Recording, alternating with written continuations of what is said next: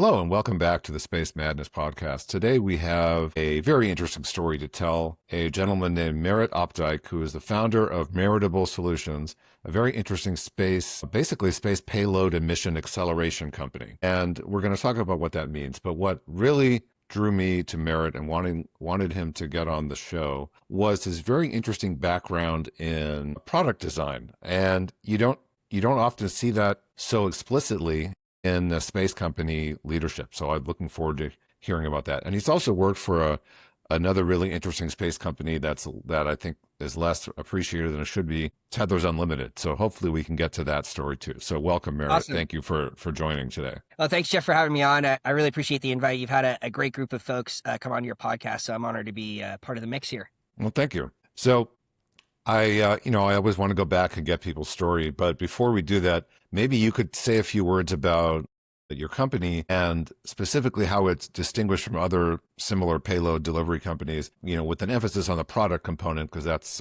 one of the unique themes here. Yep, totally. I like to describe ourselves as a space transformation company. We work a lot with companies that have some lab level tech and they need to turn it into a flight proven product for the space market.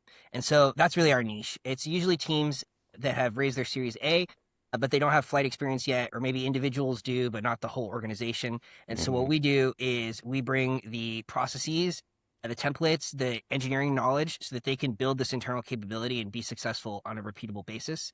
We do this through, typically it's a 12-month program where we work with their teams and it culminates in a demonstration flight of their product. So they can showcase their stuff, get the flight heritage, and get to their next funding milestone. Wow. So that's really interesting and very specific. And I can already see the framework that aligns kind of with risk reduction, customer performance, market validation, and so on. Yeah. Particularly with the 12-month cycle. So you're almost like an accelerator in a way, or at least it has that in the VC sense of a program that gets companies to market faster. That's really interesting. So one of the many questions that immediately occurs to me is, so you arrange a launch, like in the first week? I mean, how do you get to a launch confirmed within a year of, engagement? It's a good question. Yeah. So before I get to that, let me just take a step back. Yeah. So what we've seen is a lot of companies really underestimate this process.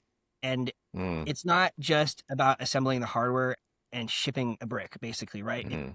They have to be successful in all these pre-flight tests, but then also succeed on orbit too, right? And so where we see a lot of difficulty here is companies don't know what to expect or they don't know the process. And they end up, like you said, finding out way late in the game that they need to choose a flight that actually works for their payload, not just any flight they can get. And this causes complications for them.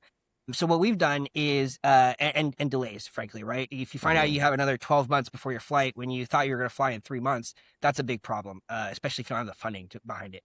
So what we've done is we've gotten deals and partnerships with various spacecraft companies. And so we're buying capacity, either slots on spacecraft that have other payloads on them, or in some cases, if we have enough people in our cohort, we'll buy the whole bus and prime the bus. And so that helps some of the schedule risk there.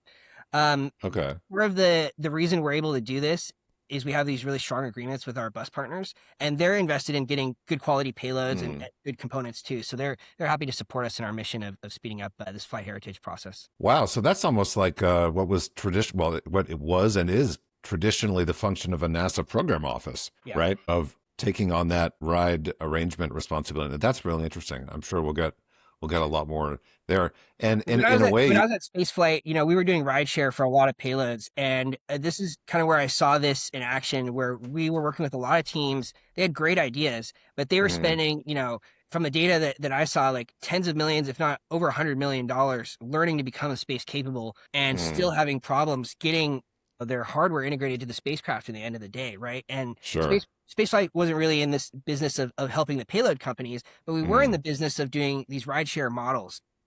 Okay. We saw several of these companies that were able to succeed on orbit and then go, and one of them sold, and the founder exited with a great exit, and now I think he's doing something not space related. And then the other one got bought by Lockheed, and they're also doing really great too. And so these were really good success stories that I saw in this process, and it's really rewarding to me to be able to help more companies have that same experience. Yeah, and well, I'm just thinking of all of the kind of where your company starts and ends. I mean, is really right where the lab I almost call them lab technicians, but that's not the right term. That's where the inventors really should be able to offload a lot of operations, basically, in a kind of mature space market with multiple layers. So okay. So we got a little bit of the story of how you came to identify this niche, but I'm curious, have you always been a space cadet? I have.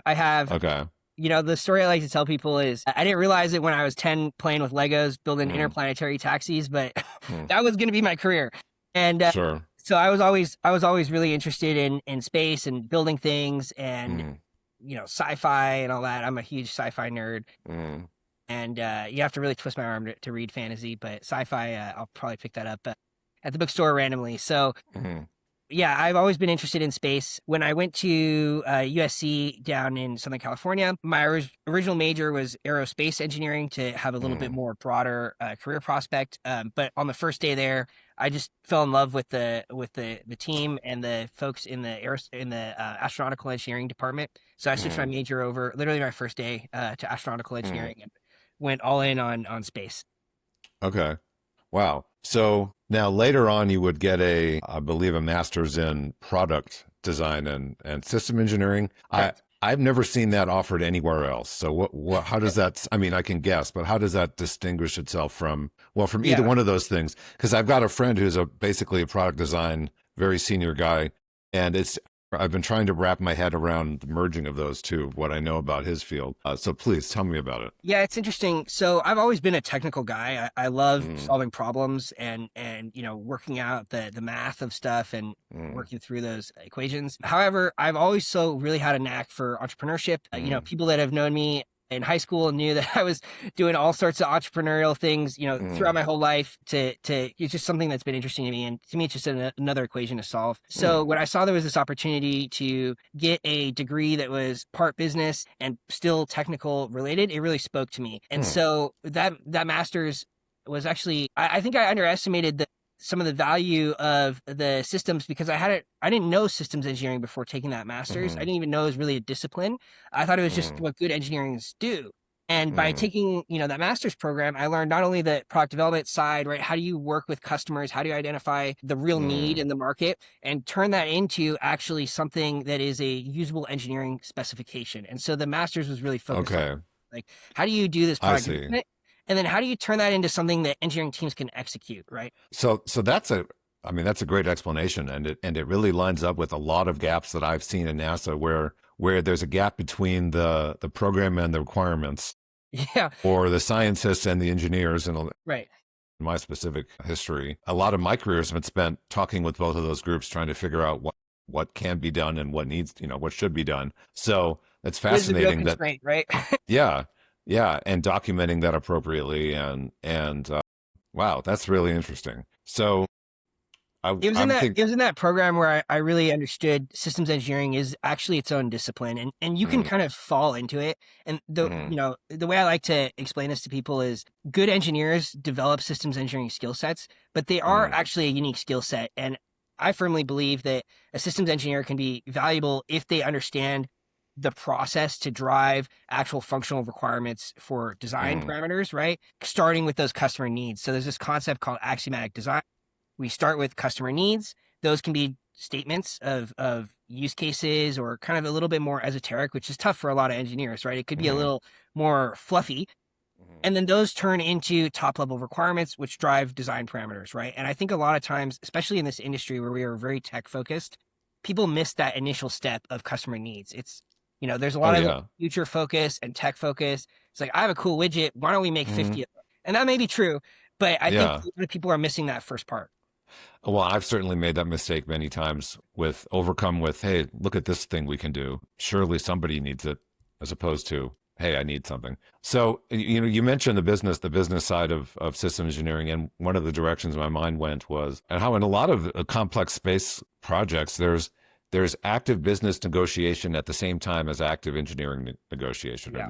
engineering discussions. And there's often this tension between vendors of subsystems and components who sometimes don't even want to tell you what the thing will cost until certain decisions are made, because then they're locked in, and there's probably Yep. good reason to both sides. But that was just one of the things I was thinking of as as you explained that unique program. So is that something that was also part of it, is realizing that you don't get part X without 6 people talking for 8 months under an NDA?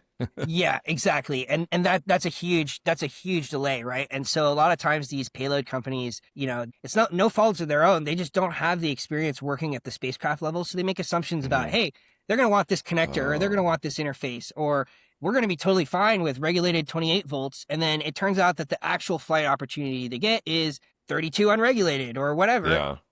And now they have a problem, right? And so what we like to do is in the first 3 months of our accelerator program, we're Mm-hmm. working this product market fit.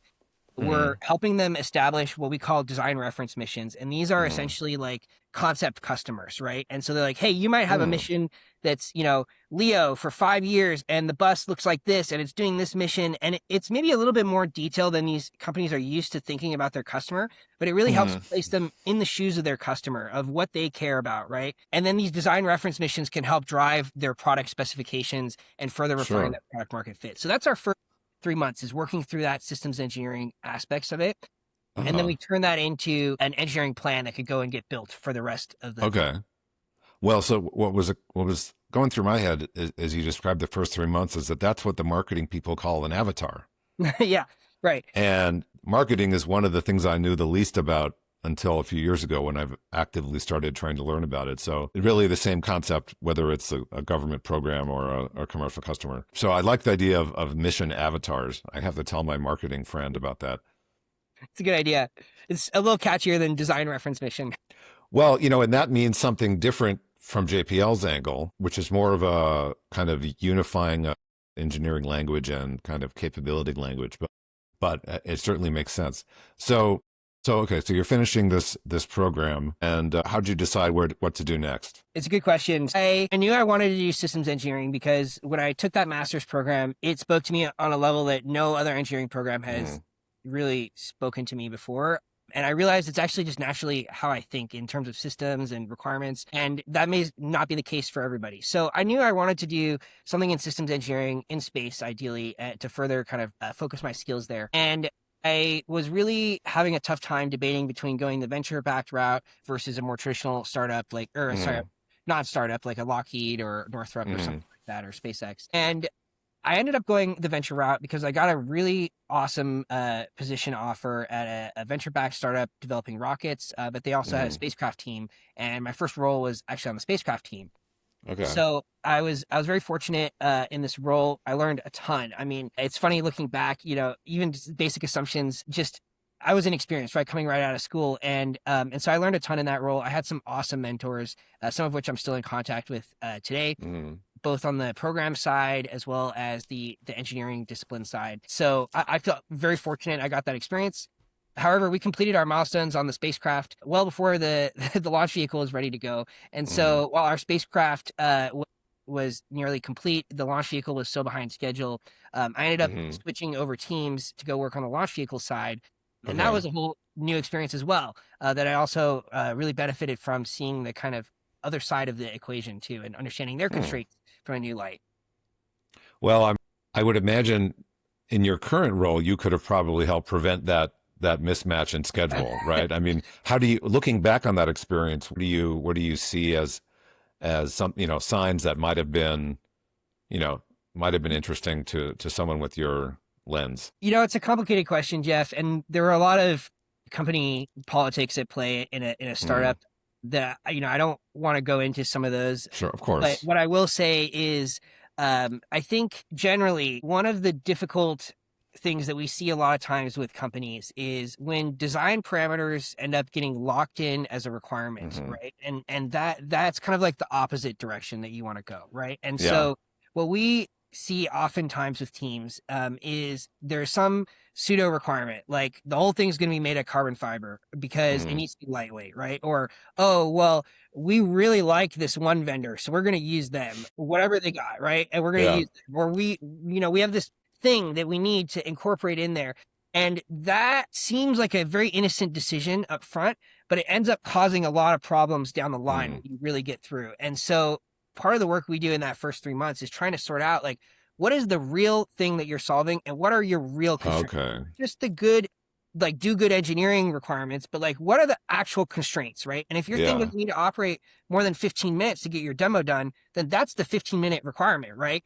And Sure. if it needs to be longer than that, let's understand it, right? But that's kind of where we see a lot of difficulty, and I think that was the case at Vector. We had some Okay. requirements that were locked in early on Mm. that I think just were not based in customer needs. They were more based in Hmm. technical solutions. Sure. And two things come to mind. One is that space is hard enough that Yeah. there's no room for office politics. Yeah. It's not like other businesses.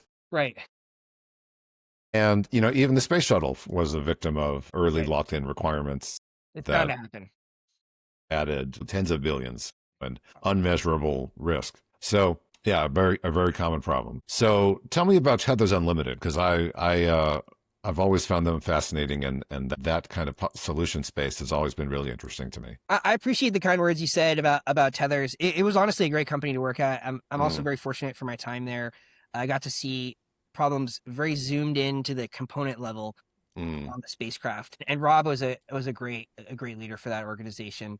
I actually just had coffee with him a couple weeks ago, and that was great to catch up and see what he's up to now. So yeah, Tethers was a vendor I was working with when I was at the venture backed company, hmm and when the company I was at ran out of money, I was looking for a new job. And at the time, Tethers was looking to make a satellite in LEO that was going to do servicing. And so I was hired as the systems engineer to help with that project. However, what I know now that I maybe didn't fully appreciate back then was the cost that it takes to do a project like this is enormous. And it mm, requires really a full focus of your engineering team. And so Tethers wasn't really in the right place to go actually execute on a project like that.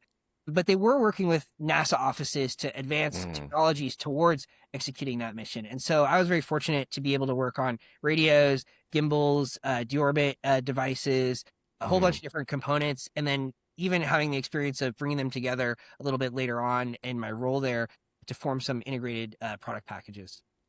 Okay.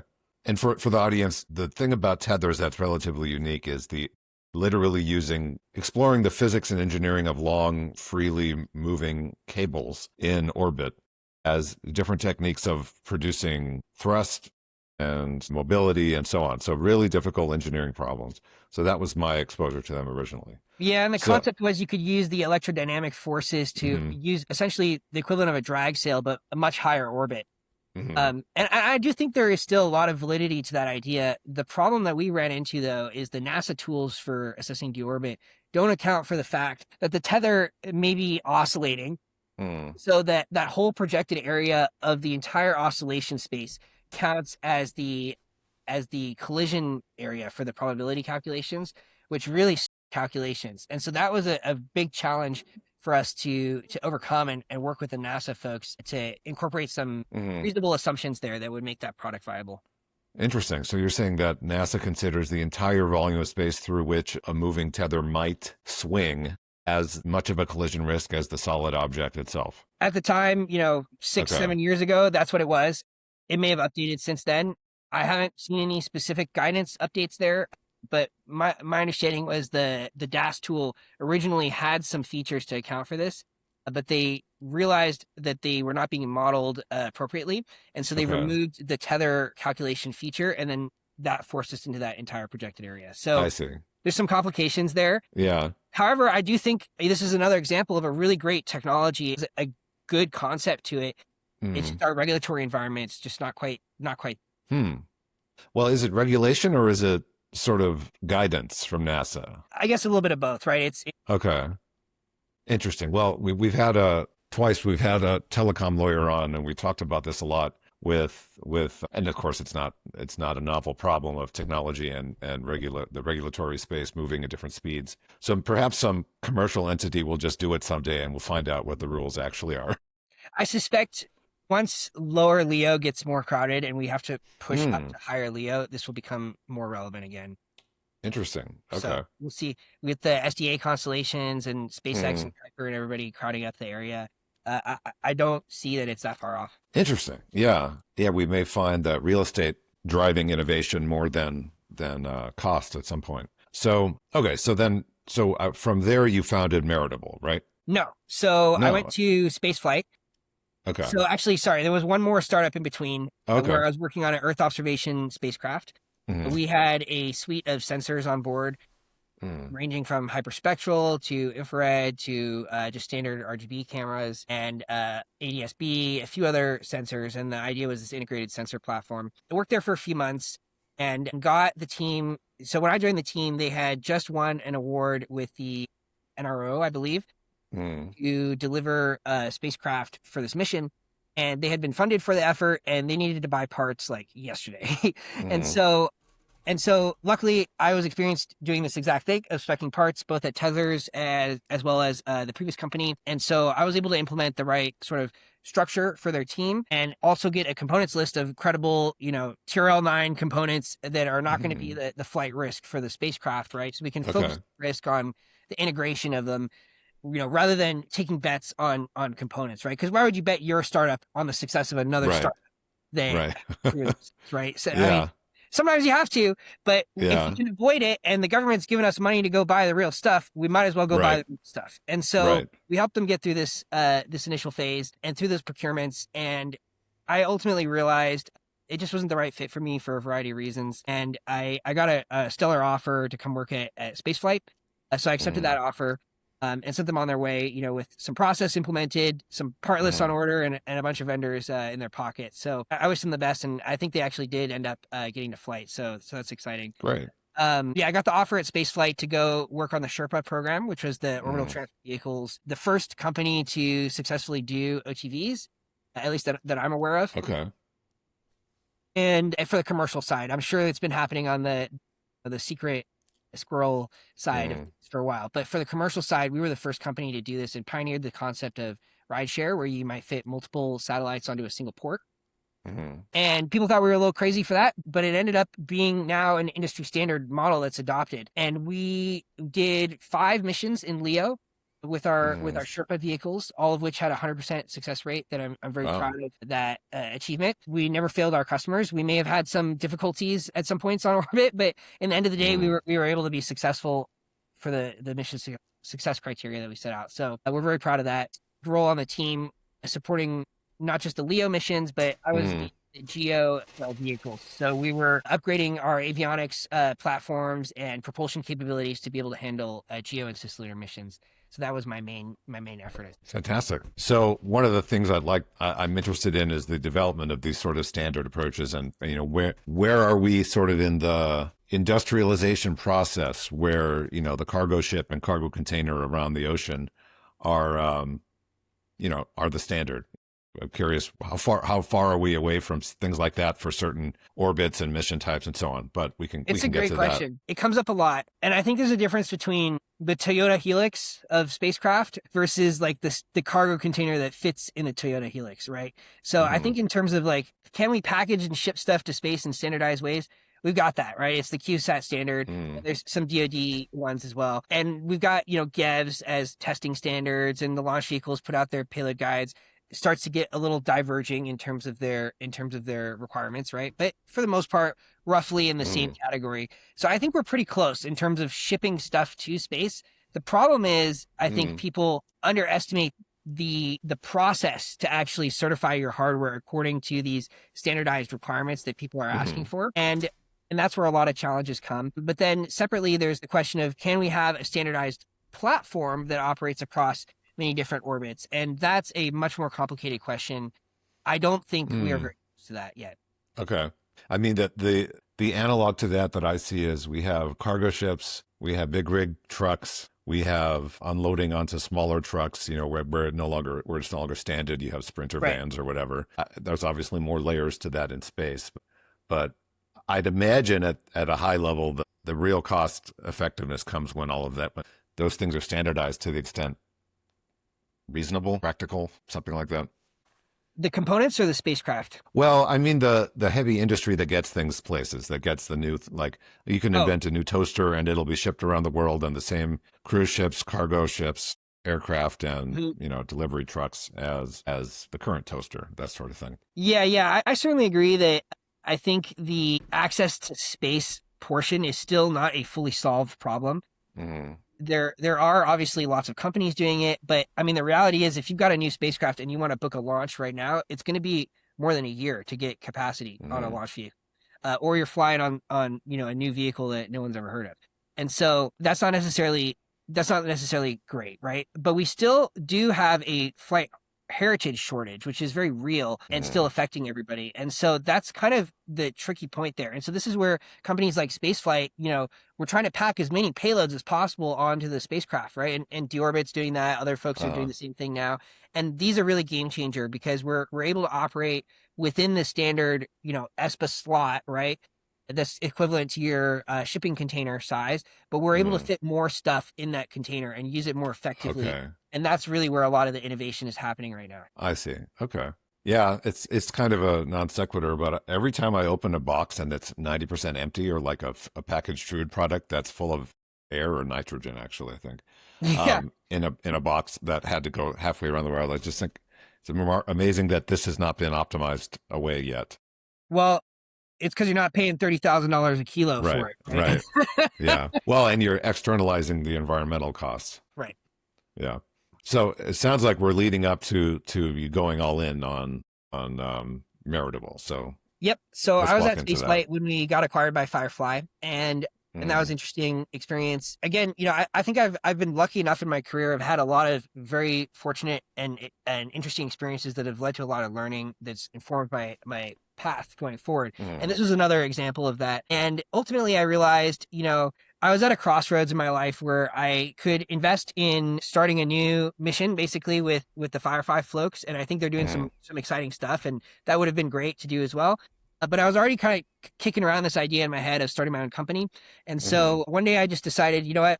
We're doing it. We're going all in. And so I bought my business cards, made my website, and registered my domain within like I think a day of making that decision, mm, and secured tickets to go to small sat for the conference. So I basically I decided, to start just by myself and see, because I'm not a business person formally, mm, right? It just kind of something that I've been interested in. So I figured, hey, if I start my consulting just by myself, systems engineering, gun for hire, basically, right? I can see what it takes to run an effective business, understand mm, accounting, et cetera, before I have to go manage a team and someone mm, a team I feel responsible for managing effectively. And so that was kind of my intro to it. I bought a book on accounting. That was fun.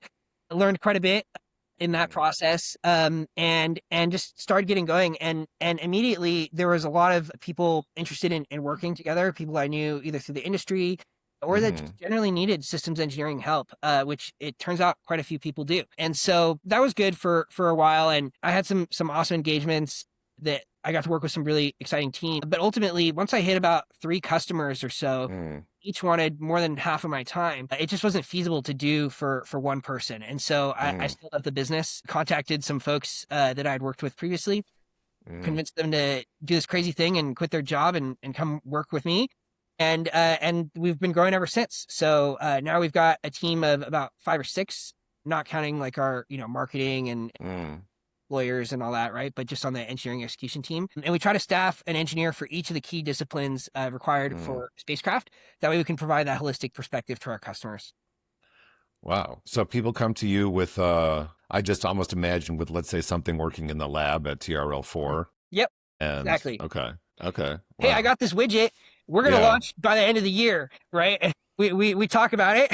And it's Yeah. probably not by the end of the year, right? But Yeah. let's get a realistic schedule in place with a realistic Hmm. budget, right? And then you can have a plan of attack that you can go work with your investors to go accomplish, right? And so people come to us, Okay. we've worked on thruster systems like electric propulsion thruster Mm, systems, chemprop systems, camera systems, software components that mm, need a hardware piece to go with it, RF systems.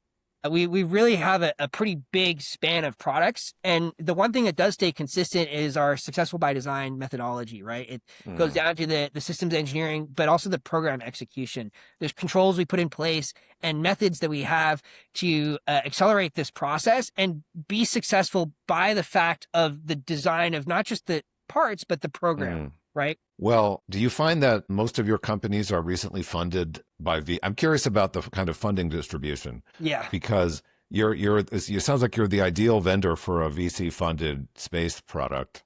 That's what we're trying to be. Yeah. That's our ideal Okay. customer. They've raised 15 to 25 million, something like that. Yeah. And now they're ready to take their lab tech and actually Mm, prove it out, make it into a product that can sell, right? mm. And so it's not our job to go do your sales and product market fit, like really sorting that out. But what Yeah. we can do is take your initial thoughts on that, flesh them out a little bit further, provide that perspective from the bus side of things. And Yeah. occasionally we actually even pull in our partner bus organizations to come and give feedback Hmm. to these companies too. Um, and help turn those into engineering specs and a program that can execute so that you can get in the end of the day, 12 months from now, flight heritage.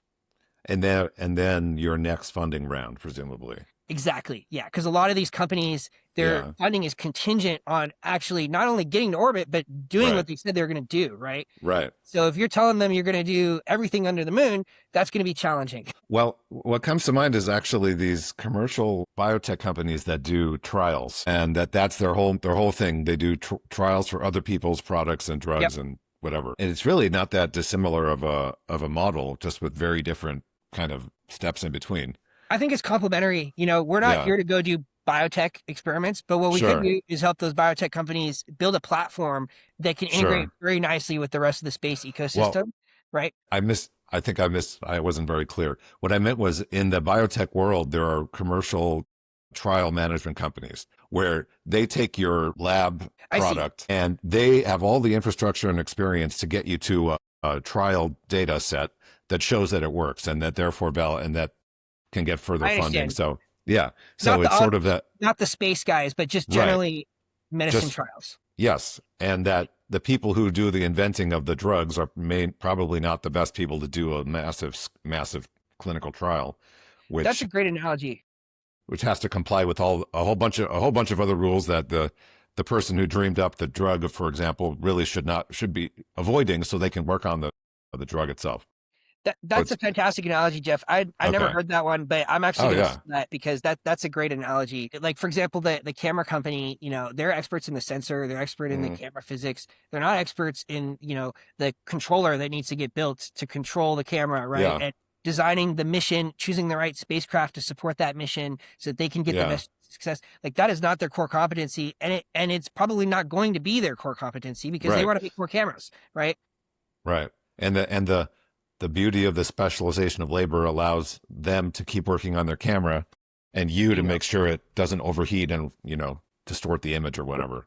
Exactly, exactly. And Yeah. and one of our key differentiators that I think really separates us from the bus companies and Mm, the other like management consulting companies, because we're definitely not a management consulting company, is entrepreneurs right now in the space really have two options. Either you're outsourcing most of your development and you're paying, Tyvek or Lockheed or York or mm, whoever, hey guys, I want to buy the whole thing. And maybe I'm buying the payload from L3 and I'm really just a data distribution business, right? Or whatever, right? So you can outsource the whole project, very expensive. You don't learn a whole lot from that. But you mm. might be able to still do your business. The other option is to do everything from scratch, right? And so a lot of these companies, from the data we gathered, it's tens of millions, if not over $100 million in half a decade, learning to become space capable. And Yeah. and that's not even counting doing it repeatedly, right? And so these are kind of the only two paths that have existed for companies up until this point. Mm, And we want to offer a third path, which is essentially a guided experience, right? We bring the yeah. processes, the templates, the senior engineering expertise, and then you learn how to become space capable through this program, Sure. right? Well, I'm just remembering back into the 90s when starting a internet company meant buying your own servers Yeah, and exactly.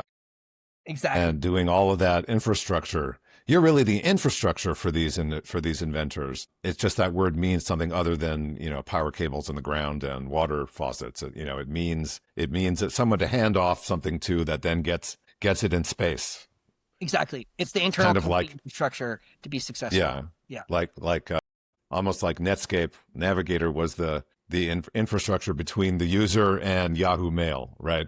Something like that. Yahoo Yeah. Yahoo had enough to do, didn't want to build the browser on your home computer so you could access their thing. So this is fun thinking about all these other analogies. So that's really interesting. And I'll share that I don't think your website communicates that. That's fair. We are It due for doesn't a refresh. communicate that. Well, yeah, mine too. It doesn't communicate that repeatable process component. I think Mhm, mhm. that you make it clear you're accelerating the customer, but the amount of effort and thought that you've put into creating repeatable industry standard to the extent possible Yep. cost effective, lined up with your customers' funding schedule milestones, I mean, is really remarkable. And I've never seen anything quite like it. So it's very Thank exciting you, to know Jeff. that it's exciting that you're out there and that there's enough business for you to do it. Yeah, thank Right. you. Because We're that, really excited. We've been seeing a lot of traction, especially in the last quarter. You know, okay. I've been on my own journey as a founder, I will say, Mm, coming from an engineering background, mm, and it has really only been in the last 6 months or so that we've been able to refine our value okay. proposition tightly like this. And we've been Mm, seeing a lot of good response as a result. And great. particularly in the international markets where there's a lot of really strong tech, but they just Yeah. don't have the rest of the ecosystem around to A, have the labor Interesting. force to support, or B, the vendors to actually sell to. And so Mm, they need an entrance to the US market. They need to know, like, what are the documents US companies expect, right? What is the flight heritage requirements the US companies yeah. expect? They need Huh. someone that can speak the language. And that's where we've been seeing a lot of traction in particular. Sure. Well, and I imagine you can grow by bringing in more international providers and vendors and launchers and all that, and managing that extra, yet another layer of complexity. Yeah, Right.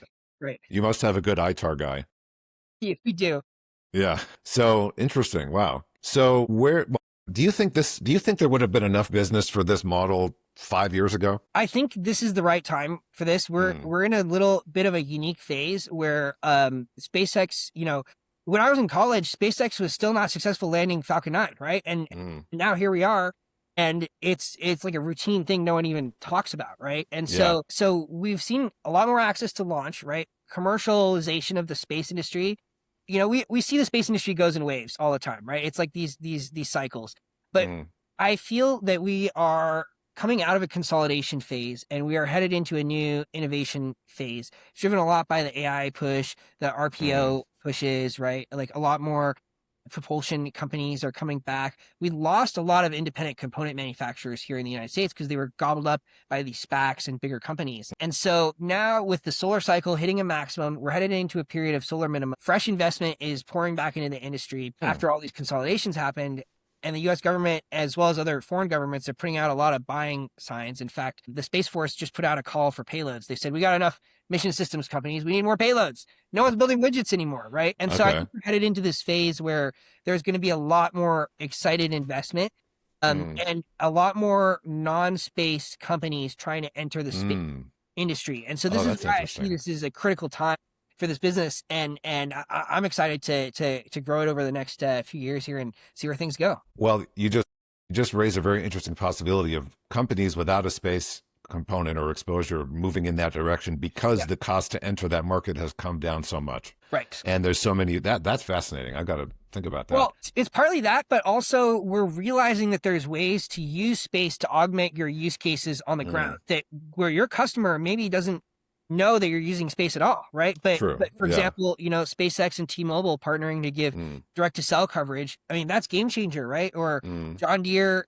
controls their tractors from space, right? So like mm. there are all these applications that people just didn't know about or didn't really have a way to Yeah. feasibly execute on, and those are becoming real. I mean, Well, NVIDIA I'm just posted yesterday a job description for orbital engineer. So, oh wow. in the game too, right? Well, hopefully that will also help to socialize how important space is to everyone, right? Yeah. Imagine the farmers getting this update from John Deere. Hey, by the way, you can thank NASA for the fundamental technology that we're using here to drive your tractor. So anything that increases the visibility of space in people's lives is great for me Totally. because on the NASA side we're still fighting for attention from the public. So great. Well, usually I end these by asking what you see in the next few years, but we've just gone over that. What sort of closing thoughts would you leave with the audience? I think this has Mm. been a really inspiring and exciting discussion. Yeah. Thank you, Jeff. It's been great. I will say, I'll leave a little nugget for the founders out there. How about Mm, that? My background was engineering, and I, like I said, I've always been interested in entrepreneurship, but never formally educated in it. Or I don't think you really can be formally educated in mm, entrepreneurship until you actually do it. But stay at it and keep at your idea. Believe in yourself. It's going to be hard at some points. You may be the only person moving the ball forward, but the fact is you're mm, moving the ball forward, right? So every step matters. And focusing on that product market fit in your initial starting phase is really the best thing you can do before you even build anything. Go figure out if the problem you're solving is really a real problem that's worth you investing the next 10 years of your life or however long building that company, right? And because it's not just the money of the investors that could get lost, it's people's livelihoods, the people working for you and everything, right? And so I think where we often see a lot of founders stumbling is they secure. It's actually relatively easy to get money. You can secure money. I mean, relatively, right? It's actually pretty secure money, and it's getting easier. Yeah, it's getting easier, right? And so it's very easy to sell half your company right away and get money, and that maybe feels good to pay your bills. And don't get me wrong, you should pay your bills, don't starve. but where we see a lot of people lacking is in that initial part of what is the problem we're really solving for customers, and that's, I think, the a lesson that we've learned in terrestrial product development that needs to be applied to space product development. Well, that's basically what's your functional requirement to get it all the way back to the beginning. And who are you doing it for, right? Yeah. If you tell me everyone and their parents, then I don't believe you. Yeah. Right. Yeah. So great stuff. Well, thank you. This has been a really, really exciting episode of the Space Madness podcast. I will see you in the next one. Thanks, Merritt. Yeah. Thank you, Jeff. Appreciate the time. And let's stay in touch. Absolutely.